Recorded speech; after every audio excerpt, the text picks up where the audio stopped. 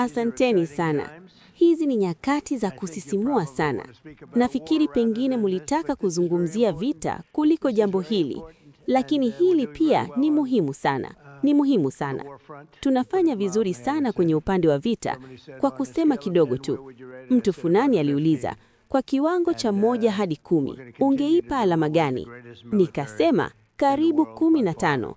Tuna jeshi kubwa zaidi duniani kwa mbali sana. Kwa miaka 47, watu hawa wamekuwa wakiua watu wetu na watu kutoka sehemu mbalimbali duniani. Lakini tunaungwa mkono sana sasa. Ninaamini kama sisi tusingechukua hatua kwanza, wangefanya hivyo kwa Israel. Na kama nisingevunja mkataba mbaya sana wa nyuklia uliosainiwa wakati wa Obama, Iran ingekuwa tayari na silaha ya nyuklia miaka 4 iliyopita. Huo ulikuwa mkataba mbaya sana, kwa sababu uliwapa njia ya kupata silaha ya nyuklia. Lakini sasa tuko katika nafasi yenye nguvu sana. Viongozi wao wanaendelea kupotea haraka. Inaonekana kila mtu anayetaka kuwa kiongozi anaishia kufa. Ni jambo la kushangaza kuona likitokea mbele ya macho yenu. Kwa miaka 47 tulikuwa tunasukumwa na haikupaswa kuwa hivyo.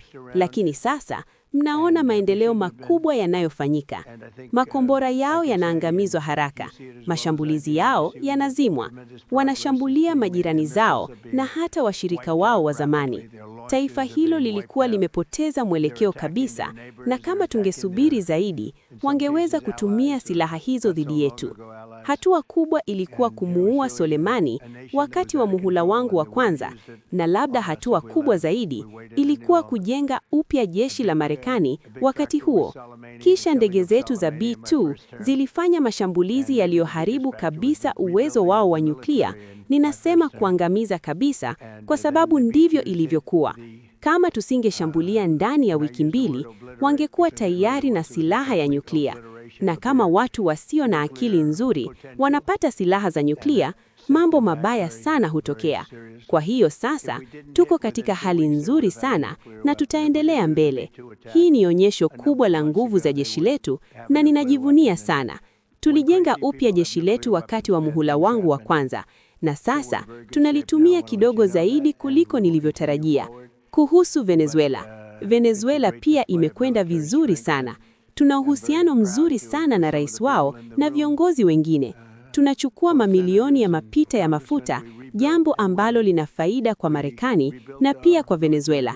Venezuela itafanya vizuri zaidi kuliko ilivyowahi kufanya, na sisi pia tutapata sehemu kubwa ya faida hiyo.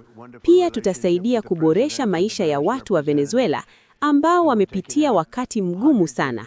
Kuhusu mpango wa nishati kwa makampuni ya teknolojia. Sasa tutazungumzia jambo ambalo ninajivunia sana, kwa sababu kwa kiasi kikubwa lilikuwa wazo langu. Nilisema, jengeni mitambo yenu wenyewe ya kuzalisha umeme. Watu walidhani nilikuwa natania. Walisema, inawezekanaje kufanya hivyo? Nikawaambia, tutawapatia vibali vya haraka, kisha mujenge mitambo yenu ya umeme. Kusainiwa kwa makubaliano. Leo tuko hapa kwa ajili ya kusaini makubaliano ya kihistoria ambayo yatasaidia kupunguza sana bili za umeme kwa milioni ya Wamarekani.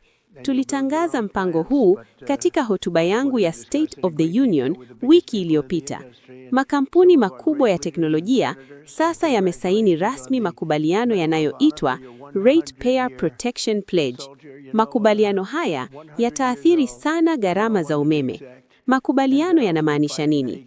Chini ya makubaliano haya, makampuni makubwa ya teknolojia yatakubali kulipia au kujenga uzalishaji wote wa umeme unaohitajika kwa vituo vya data vya AI, kuboresha miundombinu ya kusafirisha umeme pale inapohitajika, kulipa gharama za umeme hata kama hawatumii umeme wote waliopanga kutumia, kuwekeza katika jamii wanazojenga vituo vyao, ikiwemo kutoa ajira na mafunzo ya kazi, kutoa umeme wa akiba kwa gridi la taifa wakati wa dharura.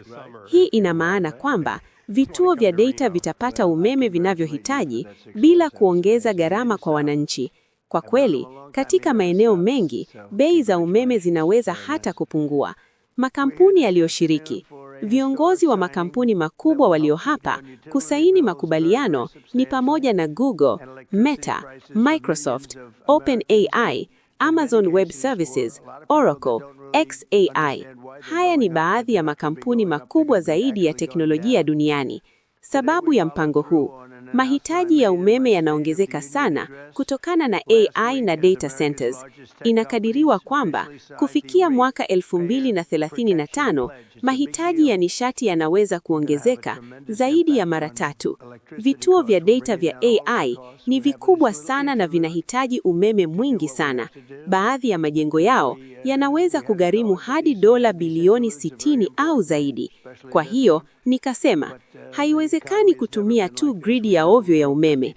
Makampuni haya yajenge mitambo yenu wenyewe ya umeme. Lengo la mpango: kwa ufupi, makampuni makubwa ya teknolojia yatafadhili upanuaji mkubwa wa uzalishaji wa nishati nchini. Hii itafanya Marekani iendelee kuongoza dunia katika AI, miundombinu ya umeme iwe imara zaidi, bili za umeme za wananchi zisipande. Hitimisho la sehemu hii: mkakati huu mpya haujawahi kufanywa katika nchi nyingine. Utaunganisha nishati na teknolojia na kuhakikisha Marekani ina miundombinu ya AI iliyoendelea zaidi duniani bila kuwafanya wananchi kulipa gharama zake. They've developed a